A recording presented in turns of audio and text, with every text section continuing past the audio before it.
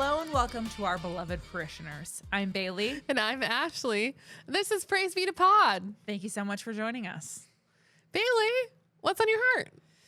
Okay, so I've been having some silly, goofy thoughts about some things.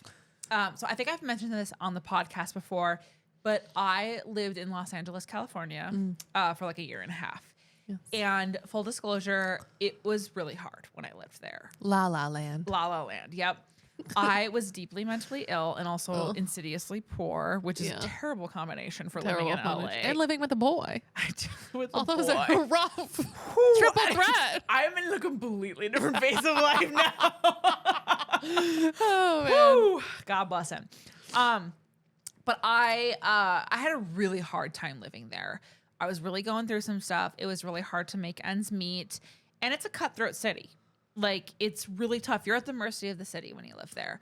And so when I left, I didn't have, like, the best perspective on LA. Like, if anyone brought it up, I'd be like, oh, that city sucks, blah, blah, blah. As I've gotten a little bit older and, like, I've had some, like, space in between there, and I've, like, revisited LA just, like, to see, like, my friends that I made there, I feel like my perspective has kind of changed a little bit. And in the last couple weeks, I have found myself missing LA. Mm-hmm. And I was like wondering why, like, out of, you know, all this time that I've spent away from it, like, why now am I missing it? And I will say, like, I'm a bit of a romanticizer. Mm-hmm. So, like, I don't think that I'm ready to, like, move back to LA. But I do romanticize some of the, like, I don't know. There's something kind of like campy about LA that's kind of fun and grimy and weird and like tiring, that is kind of like icky in like a fun way. I don't know. I liked that about LA. Yeah, it's like magical and disgusting yes, at the same time. It really is actually. Yeah. And like there's something that feels so this is a thing that I was thinking about, because I'm like, why now? That like, why am I like, I've been having dreams about like moving back and like memories that I've had like in please don't. I don't plan to at any time soon, but I've been wondering like why. Yeah. And here's like my theory is that like once we started this podcast, I have been really craving like my creative community. And you know, I love living in Minnesota. I intend to live in the Twin Cities for as long as I can, but the people here are on a little bit different of a timeline than I'm on. A lot of people are getting married and having kids. A lot of people aren't doing projects like this, like what we're doing. And so it can feel a little isolating, and it can feel a little bit like, am I like delayed in maturity? And like, maybe I am, but like I am nowhere near getting married or having a kid. And so I just decided to have this little hobby. And I can tell that like when I bring it up to people here, some people are really excited about it. And some people you can tell are a little bit like, that's cute. Yeah. Which is fine. It's not a big deal. People don't have to be all about it. But like in LA, starting a podcast is like nobody would question it. Yeah.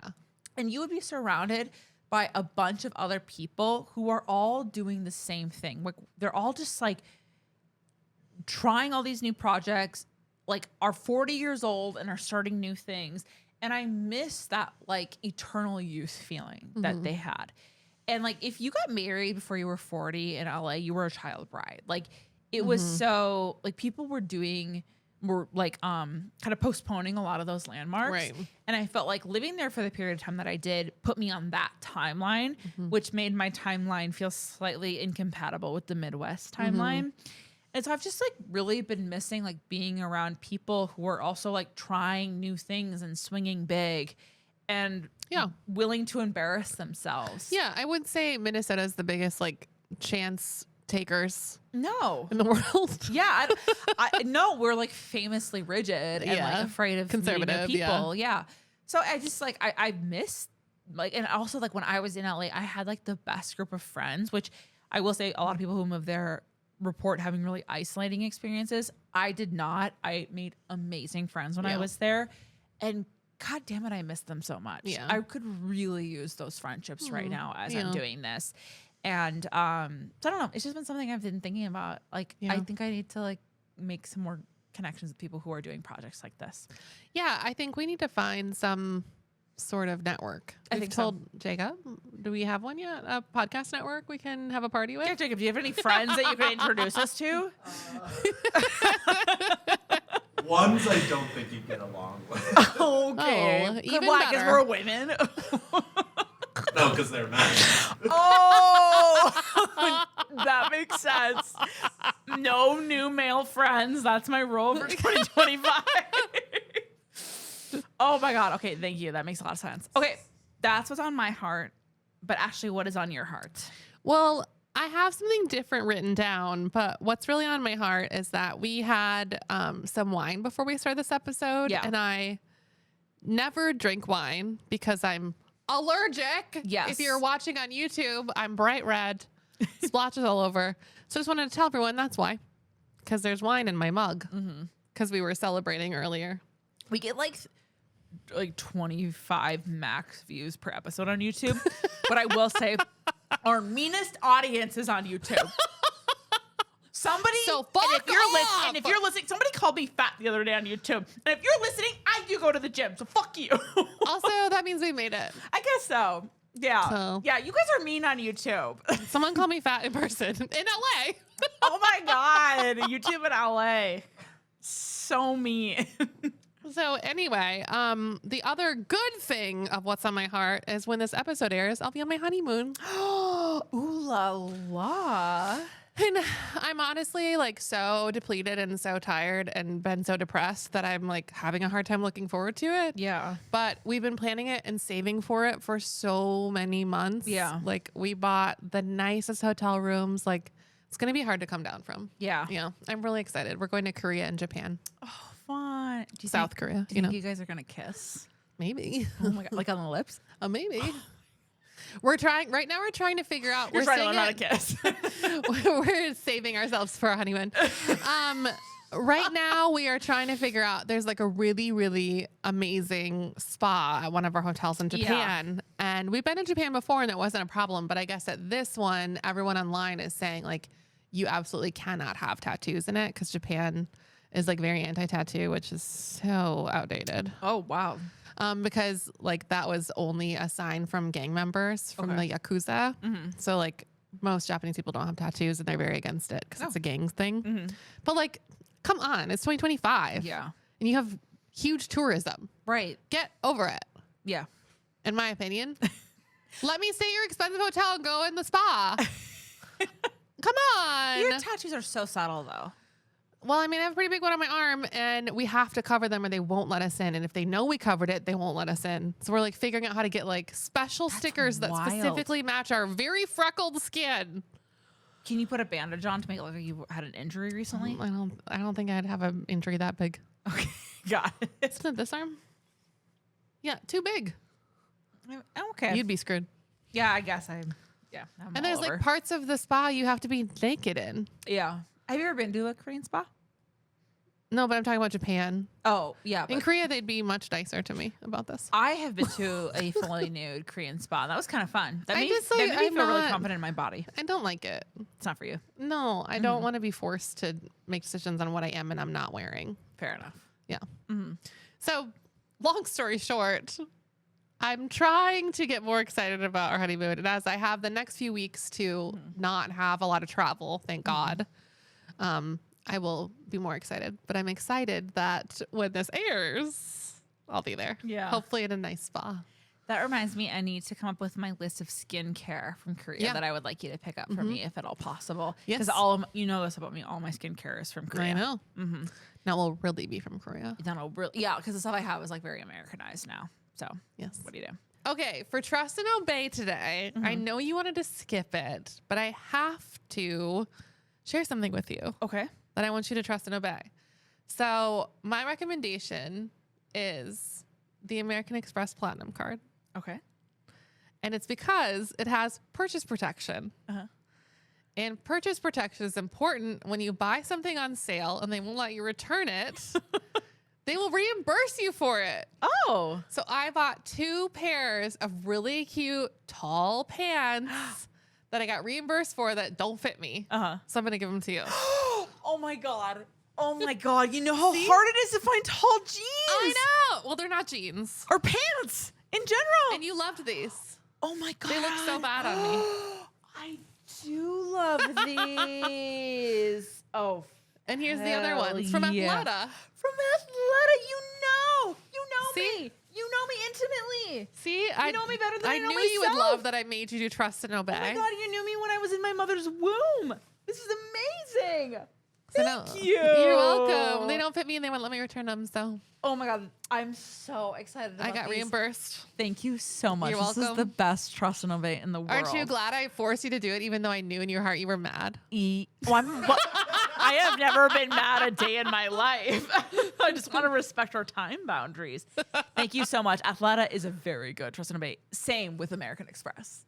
Yes. Amazing. Do you want to give yours? I'll do mine really quickly. My best friend recently just ran a marathon. It was amazing. I went to it and I That's crazy. rode my bike around. And I will say, if you exhausting. need to have like a refresher in like, or just like have your like faith in humanity restored, Yeah.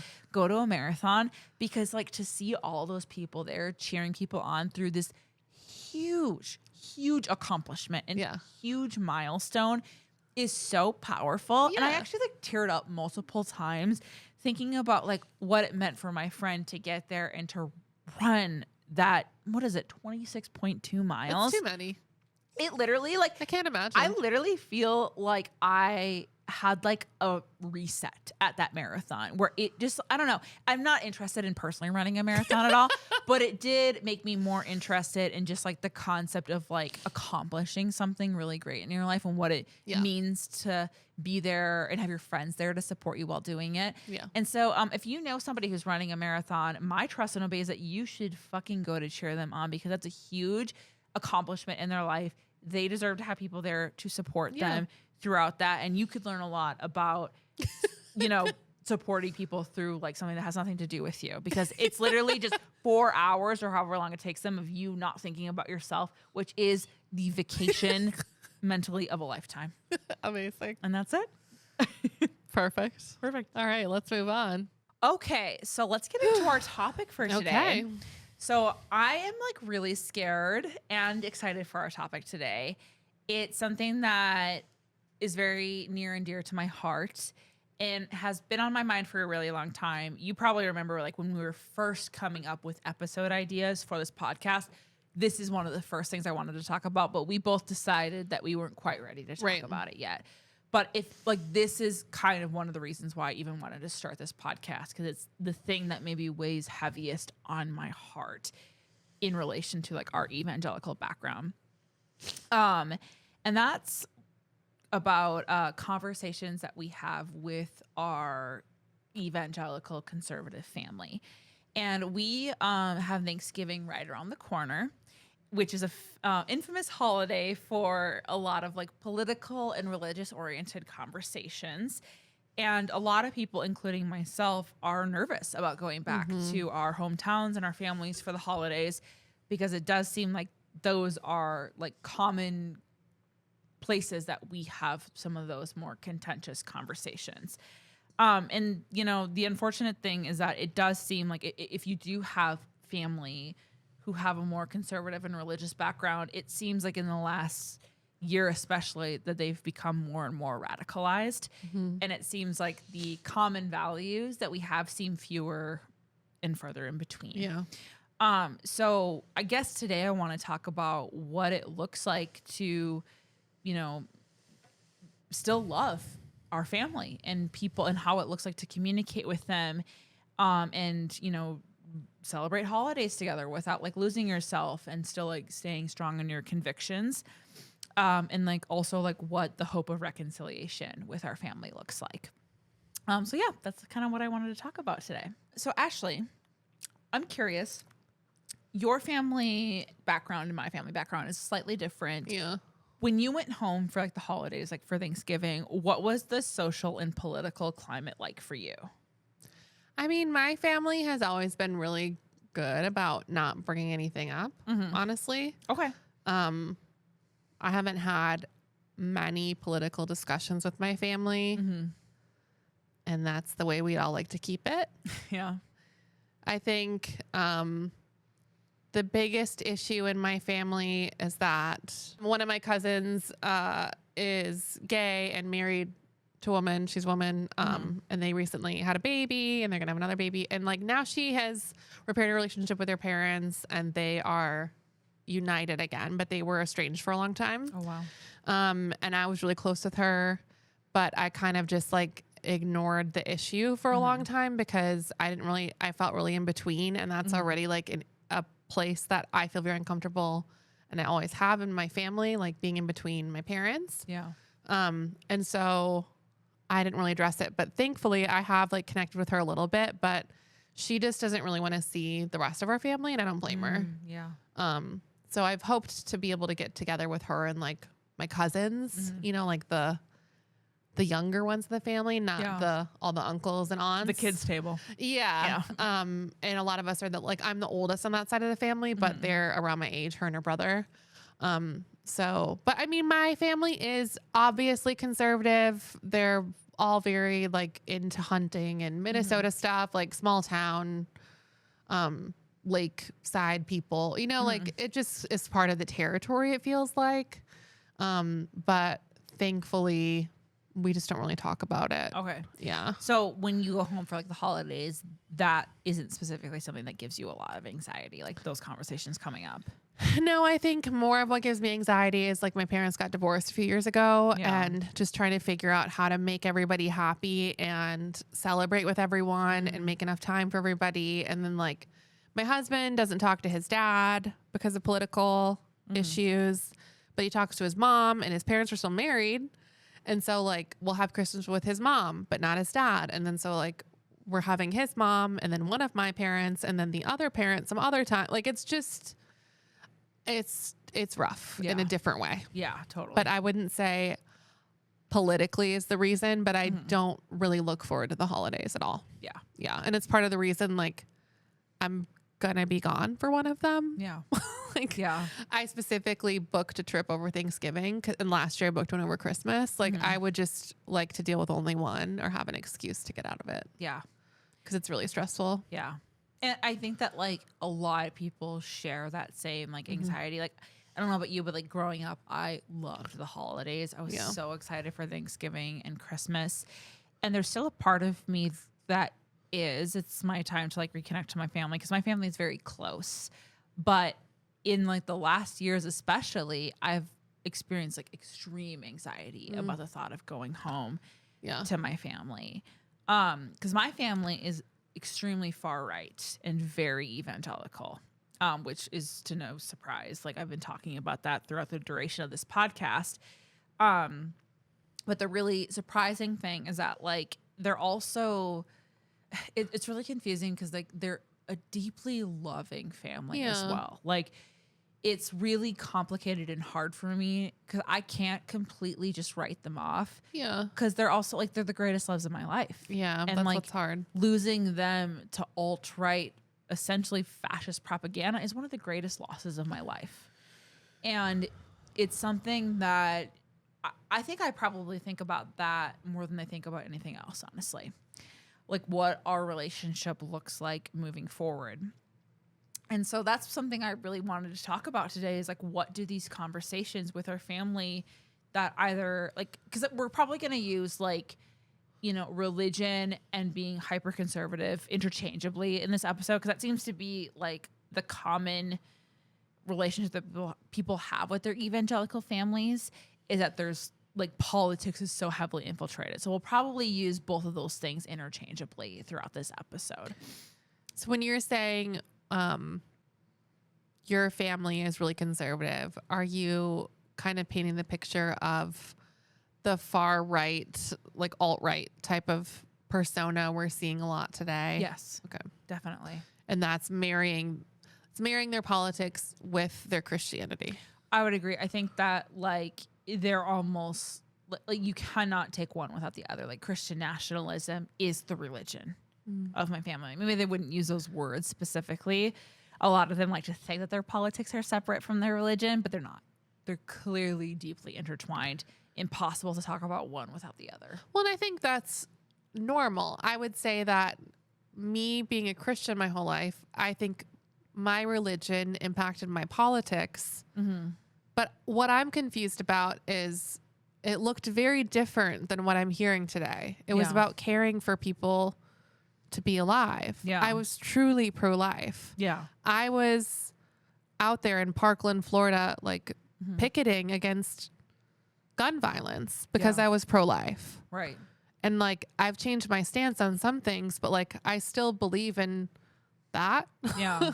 I still believe in like not killing children, you Yeah. know, like there's a lot Radical. of things, there's a lot of things that match up with my Christianity, even though I don't hold those beliefs anymore. That was all founded on my understanding of who Jesus was. Right. So I'm just really confused at where it's gone. And I am too. And I had a conversation actually recently with a family member who is very like alt-right, and very Christian. And they said something that I thought was really striking. I referred to them as a Republican, and they said, "Oh, I'm not a Republican." And I'm like, "Well, you have voted for only Republicans in every election I've ever been alive. So like, why are you not a Republican?" And their thing was that like, well, like I don't have an allegiance to a political party. I have an allegiance to God. And so I vote for whatever candidate I feel, or like that the Lord would like guide me to vote for, or whoever has like Christian principles guiding their, platform. Which I remember hearing that and being really frustrated because like they essentially denied that politics or like the agenda of the right would ever influence their religion, but that their faith was influencing their politics, which to me was really dangerous because that essentially is like saying that like what they believe politically is God inspired. And it's not necessarily. No. Like they didn't recognize the bias that their politics had on how they approached God and religion. And I honestly think that is kind of like the premise of like Christian nationalism. Like honestly, is that like you believe that like what you believe about the country is like intertwined specifically in what like God desires for your country. And I think that can like really trip people up. So one of the things I wanted to talk about with these conversations that we have with our family at home are some of the like dynamics that we like find ourselves in. So obviously like a lot of like the alt-right Christian hyper-conservative like family members that we have like are heavily influenced by like a lot of the conspiracy theories, QAnon stuff, things like that. You've probably heard a lot of those theories. And more recently, I think that there's been like a greater radicalization of it. But it can be really hard, I think, to talk to our family members about this kind of stuff because there's a lot of like unfair dynamics that exist. Yeah. And like one of the things I wanted to talk about is like this phrase that I coined called the eldest daughterification of the left. So like I grew up as an eldest daughter. And if you grew up as an eldest daughter, like you probably are used to having a lot of responsibility and blame put on you. Because you're like, kind of the person who has to do everything correctly. Everything you say has to be like very careful. A lot of the responsibility is put on you. And I've noticed as somebody who like grew up conservative and is now more liberal, when I return to my family to talk about these conversations, I'm the one who has to be like really careful and like emotionally controlled in how I deliver a lot of my beliefs. When I talk to my family, they presumably do not demonstrate as much self-control in how they talk about things. And to their credit, I think that they're doing that.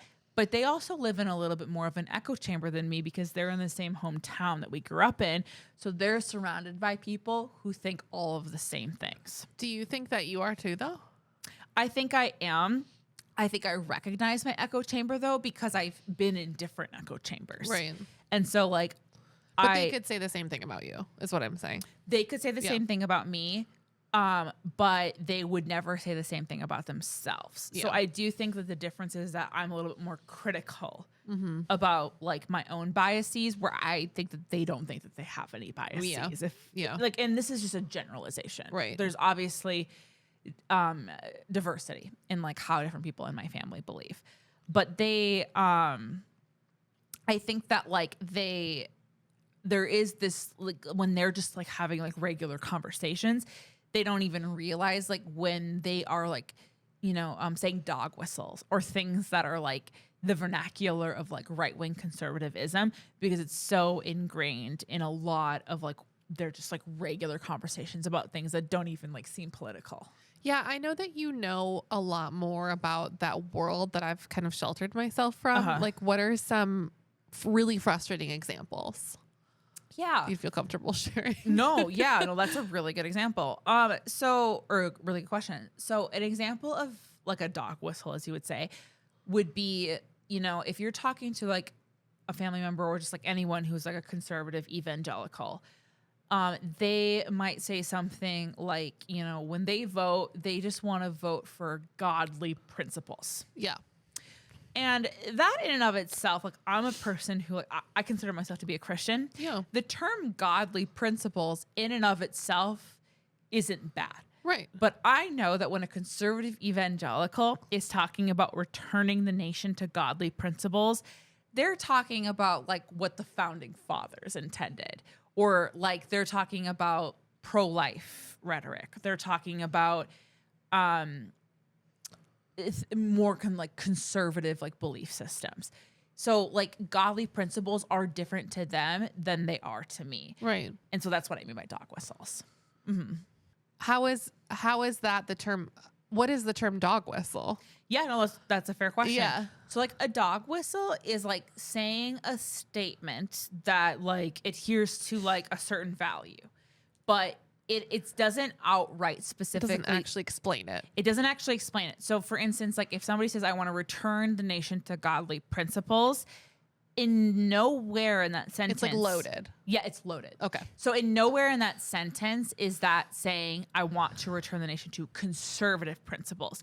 But we know contextually that when people say that, they usually are talking about conservative principles. So you're saying it's like frozen, like in linguistics, they talk about frozen phrases. Like, Okay. Like you often learn like, ¿Dónde está la biblioteca? Like, I never learned that. Where is the library? Yeah. I have never once been in a Spanish-speaking world asking where the library is. Yeah. Or I learned in 6th grade, what's the time in French? Quelle heure est-il? I've never asked someone that. Like it's a frozen phrase. So Yeah. I'm thinking a dog whistle is like a frozen phrase. It's like something you learn these words and they mean something to you, but like they don't mean the same thing to everybody. Or, like I think that that's part of Okay. it. Like if somebody came up to you and you knew that they were like anti-abortion, yeah. and they came up to you and they said, I really just like I value life. What do you think they mean when they say I value life as a pro-life person? That they are anti-abortion. Right. But you in and of itself, you value life. Yeah, I value life, which Yeah. is why I'm anti-Israel and anti-gun. Yeah, exactly. So like the term like I value life means something different for you. And I value the mother. Right. But when a person who is like anti-abortion says I value life, we know that they mean that they are anti-abortion. Yeah. And so like when I'm talking about that in terms of like the conversations that we're having with family, is that like there are a lot of dog whistles that exist that they don't even realize are dog whistles. Yeah. Like they'll say things like I said earlier, like I value like returning the nation to godly principles. Where in my mind, I'm like, yeah, how I view God, I would also love our nation to become like that. Right. But I know that means something different for you. Yeah. And so that's what I mean by So like it's just dog like whistles. really inflammatory. It's so rhetoric inflammatory. that A lot you of know like what they mean, and grandstanding. it like boils your blood. Yes. And then you have to just either respond to them as if you don't know what they mean, Right. or respond to them as if you do know what they mean, and neither one is going to go very well. Exactly. And if this is like a family member too who has been like in the environment of like listening to like voices like their own their entire life, and you grew up in that, like they don't realize this necessarily, but they're used to you constantly hearing their perspective over and over and over again, but they don't necessarily know where you're coming from on things. Right. And like whether or not they have a curiosity to learn what you're coming from is like person to person. But I think that there is like a little bit of like an uneven like playing field when it comes to that, because if you grew up that way, like you already know them intimately. And you know where they're coming from. Yeah. And I think that they don't realize that you know a lot more about them than they know about you. That's true. Yeah. That's really frustrating in general. Like, Yeah. I feel like I have this reputation with my family that, and I don't know which part of my family I'm not being pointed, like maybe just my dad, I don't know. But I have this reputation where like all of a sudden I went to a super liberal school, state school in Yes. Wisconsin. Yeah. And then became a liberal. Yeah. And I was like, no, I continued to become a deeper and deeper radical Christian. Yeah. And it made me liberal because I was like, oh, if Jesus was here today, he would do this and this and this. Right. And then I became like the crazy Democrat Yeah. of Christianity in my life. And then eventually just Democrat. Right. Exactly. But like no one's ever asked me like, how did you go from here to here? Right. Like how did you go from in your freshman year of college fighting your professor about being a trad wife to like here? Right. You know, like why don't they care about how I got there? Right. Well, and actually to put that in context too, like I get the same accusation and I went to Oral Roberts University. Yeah. Which You're is like, one of the good most old Oral conservative. Roberts. Yeah, under those praying hands is where I found Yeah, I was my like, I didn't have like a single liberal thought introduced Yeah. to me. It was actually just the further inundation of conservative thoughts that made me realize this sounds a little kooky to me. yeah. So anyway, yeah, that can be a very frustrating thing. Another thing too I wanted to talk about that can be really tough with like conversations when we go home is like one thing I've noticed, especially like more recently, is that we're not always working from like the same framework Right. as a lot of these people. So like for instance, I try to at least be a science-based person. So that's one of the reasons why I believe in getting vaccinated, because like vaccines are science-backed. But something being science-backed isn't necessarily the same motivator to do something as somebody from this background. So if I'm having a dialogue or an argument about vaccines with a family member like this, and I say, well, science says this, I've already lost them. So the unfortunate part is that like peer-reviewed science-based information is like he said, she said to these family members. And they have their little like Facebook articles that they've read that are literally, they hold to like the same regard. Like an example of that is like I had a family member who had a video that they wanted to show me on Facebook about vaccines and how they're like harmful.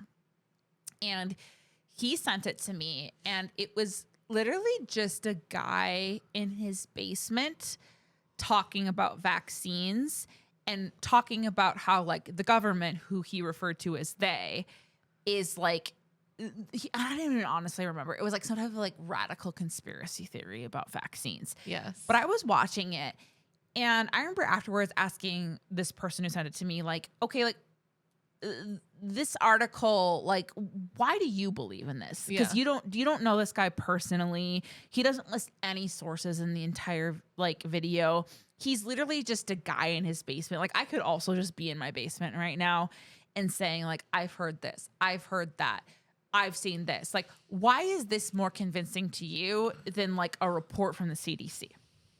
Yeah. And I don't even remember what he said, but to me, like, it's really hard to have a conversation with someone when like in a video of some basement prophet I know. is more legit than an actual report from like science. So like, that's one of the things that gets frustrating is like, how do I even have a conversation with people that don't like, we don't have the same goals Yeah. in like how like we're trying to like form information. Yeah, I think for me, the place where that really changed for me was when I went to grad school. Okay. And like, I don't think it takes grad school for everybody. I don't even think it takes any school for everybody. Yeah. But for me, it was like, understanding you can't just say whatever you want. Like, you need to find research that shows it and explain that and synthesize it. Like, that activity every day for 2 years is what really made me realize, like, you can't just have these ideas and they're the truth. Right.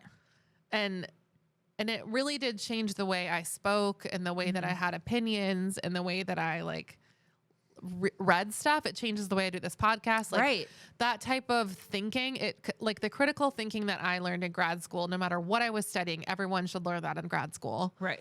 It really did change my life in like just the way that I could understand new ideas. Right. And like not take the bait. Right. And sometimes Danny is like my husband because he didn't grow up religious and because he's just very smart. He had the privilege of understanding this much earlier than I did. Yeah. And I think what sometimes he believes is that anyone religious is someone who will easily get duped. And I think there is a truth to it. Yeah. Like if you can believe in this and believe what someone is saying from the pulpit every week and continue to live your life however they tell you to. Yeah. Without, it took me, I don't know, 20 years to care about theology. Yeah. Like I was just listening to what some guy was saying. And so like, if you think of it in that context, it does change too. Like it helps you understand that this isn't that simple for Christians. Right. Or anyone coming from a religious background. Like we could go on and on, but like, do you know what I'm saying? Yeah, absolutely. I don't want to talk too much, but no, I totally know what you mean. And it's tough when like, when I am talking to like a family member and we're talking about like we're talking about people who that like, because the Bible says the earth is 6,000 years old. And does it even say that? But it doesn't. But like, that is what like a lot of the fundamentalist interpretation of it is. It's like, but who cares? Right. But because the Bible says that, therefore the world is 6,000 years old. Carbon dating doesn't exist. Despite all of the evidence that would suggest otherwise. Because we believe that abortion is murder, then like every single thing that like every other voting issue doesn't matter. Right. They are working from like a completely different framework. And it's really hard to navigate conversations with people who are coming from an entirely different like framework. Because to be honest with you, even if the Bible did say that the earth is 6,000 years old, I don't care. That is like, it doesn't matter to me because I'm not a fundamentalist. I view the Bible as like a literary like book that's really interesting and cool and it has a lot of interesting ideas, but I don't have to like model every single facet of my life off of it in the way that they believe that they need But to. I don't see people who believe abortion is murder also thinking that the death penalty is murder. Oh yeah, I mean murder. It's very flawed for sure. But I think that like when We people can't go believe that they're like, we're in that. We can't go there. Yeah, we could have a separate episode on the death penalty. So I think that, and I think that like a lot of people would probably like maybe resonate with this is like, if it's been like years and years and years where every time like Thanksgiving or Christmas rolls around, people are really nervous to go home.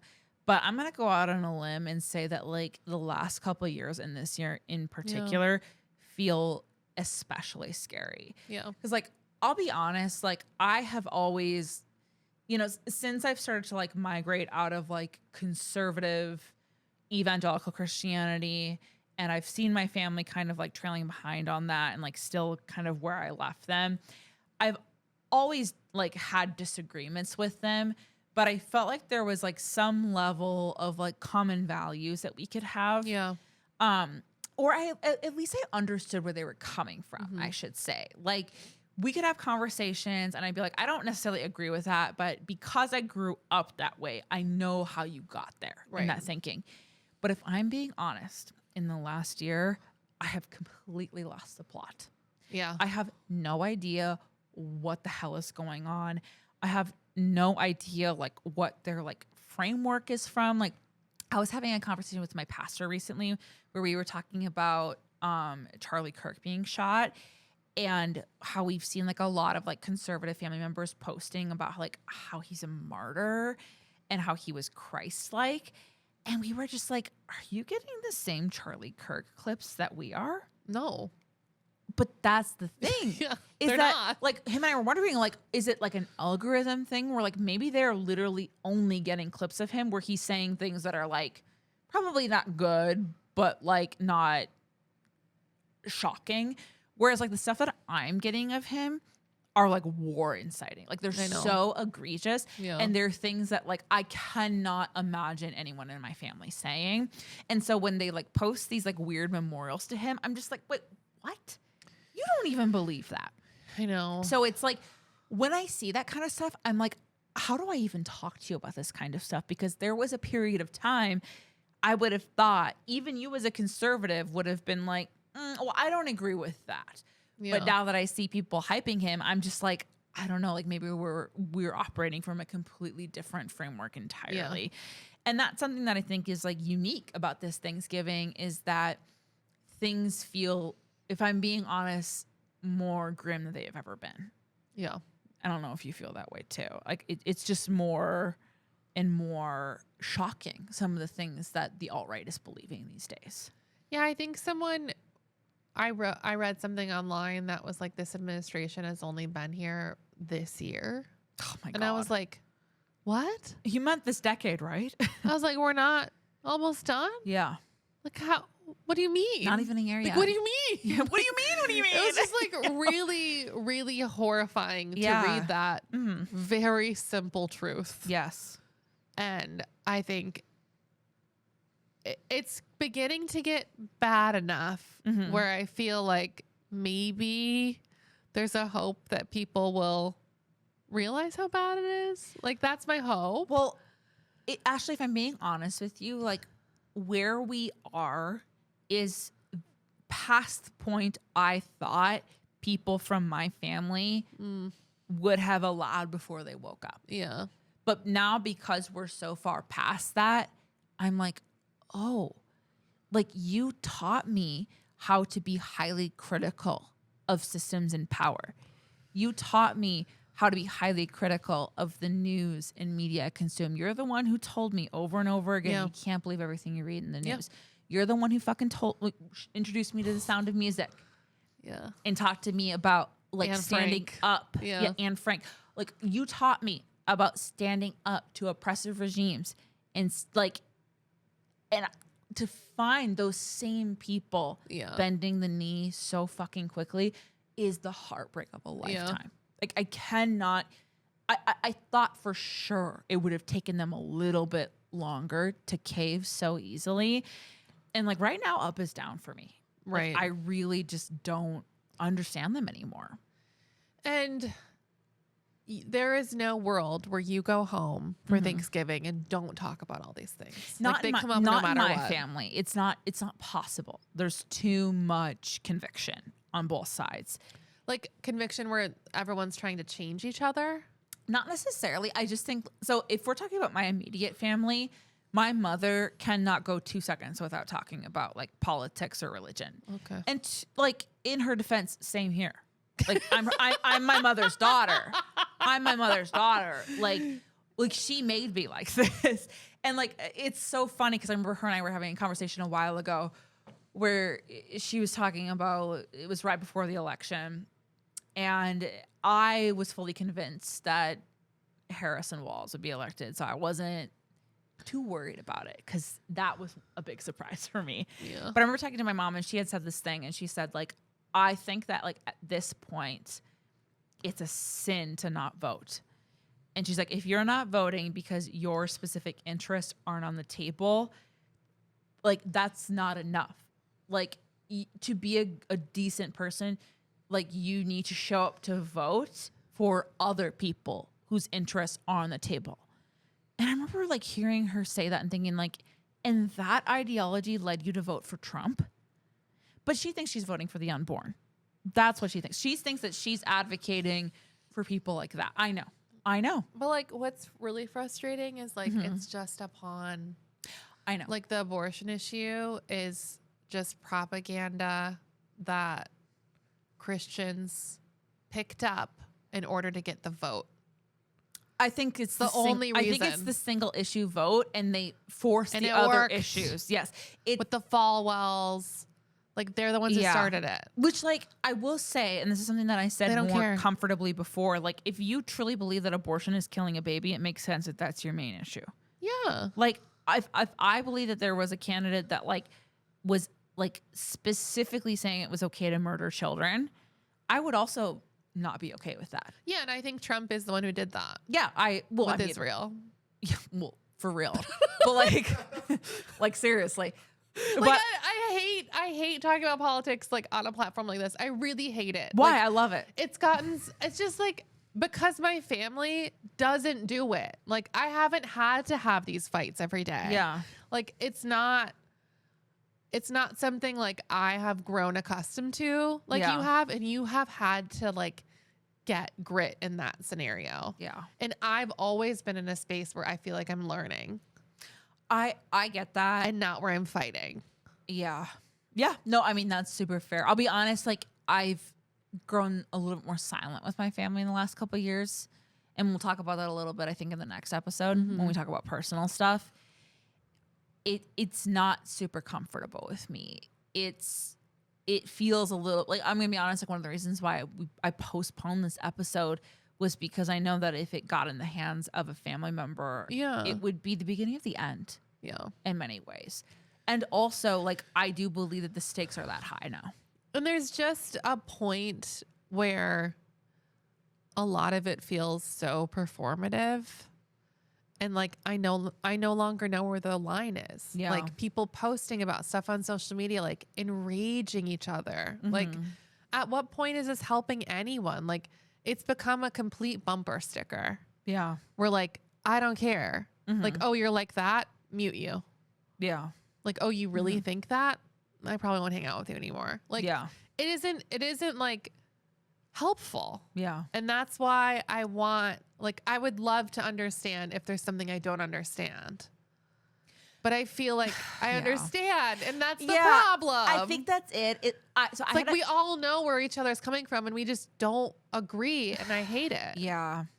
I think too, like, and we're going to do a part 2 with this. So I'm going to close like pretty quickly, but I will say this. I do have a couple family members who have turned, and I have one in particular that I was having a conversation with, and she was talking about conversations that she was having with our more conservative family members. And she said a common talking point that they would say over and over again is like it's interesting. They're like co-opting like liberal talking points from like the early 2000s, like the tolerance campaign or like we just need to have conversations, which now is like a conservative dog whistle. But she was saying, like, when she would talk about their point, they're like, okay, well, you need to listen to where I'm coming from. And she'd be like, but I have been for years. I actually know intimately where you're coming from. And there was a period of time where I came from that and I moved out of it. Where I'm coming from is so foreign and misunderstood by you. So it's actually your turn to sit down and listen. Yeah. And I do believe that. Like, I honestly don't believe it's like both sides are corrupt issue. Do I think that there are members of the left that are corrupt? Absolutely. I used to work in liberal politics. I have personal beef with a lot of liberal politicians. That being said, the Conservative Party and the Liberal Party are incomparable in levels of corruption. Yeah. And to compare them is I think like a form of like not addressing the real problem. Like it's like there's a bully and a resistor to a bully and pretending that they're both doing the same thing. They're not. Like the way that the right operates is so much more corrupt. And that's why like any platitudes that sound like, oh, we just need to hear both sides or we just need to hear where they're coming from. I will not entertain that conversation anymore. And also I think like both of us have switched sides. Yes. Essentially. So I know both sides So like, intimately. I really know both of them. I know the heart behind where I was. Yeah. But I don't like, think that's where they're anymore. I know. Yeah. And like I remember sitting down in college with Hannah Lott. God bless her. God bless her. She was a super liberal, politically motivated person that I knew. And she was very concerned that I didn't care about voting. And she had the heart to sit down and help me figure out who I wanted to vote for, even though it was completely against everything she believed in. Yeah. And she asked me, like, what do you care about? And they were like, oh, gun rights and abortion, you know, like super Republican ideals. And I don't think I even ended up voting for Republican because I don't think I ever have. But I will always remember her being so kind and so open to me. Yeah. And the views that she wholeheartedly disagreed with. Yeah. And I've since written her like Facebook messages, like, thank you so much. But I don't even know if she like remembers that. Like she did it for everybody. She was just that's like, very sweet. Yeah. She was just like a wonderful person. Yeah. And I just hope there are more people like that are open-minded to help people understand what they're really voting for or what they really care about, that like are not biased towards them. Like she was never biased. She never said anything negative towards what I cared about. Yeah. She just wanted me to like care about politics basically because she knew it was important. Yeah. And you know, to her honor, I'm on the same side of the coin.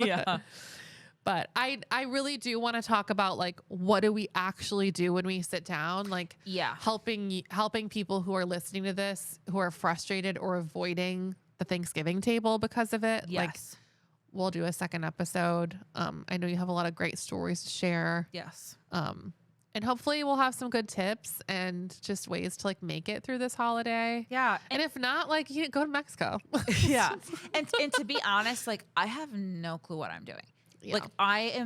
Like I'm having this episode not because I think that I have this solution for it, but rather that like I just want to bring conversation to like what do we do? Yeah. When we like, because I've heard a lot of the advice I've gotten from people is just like almost like cutting off the family. I am not ready to do that. Yeah. I love them too much. I'm not ready to let them go.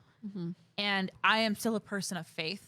I don't believe that I'm called to let them go quite yet. Yeah. But we'll talk a little bit more about what that looks like in our next episode.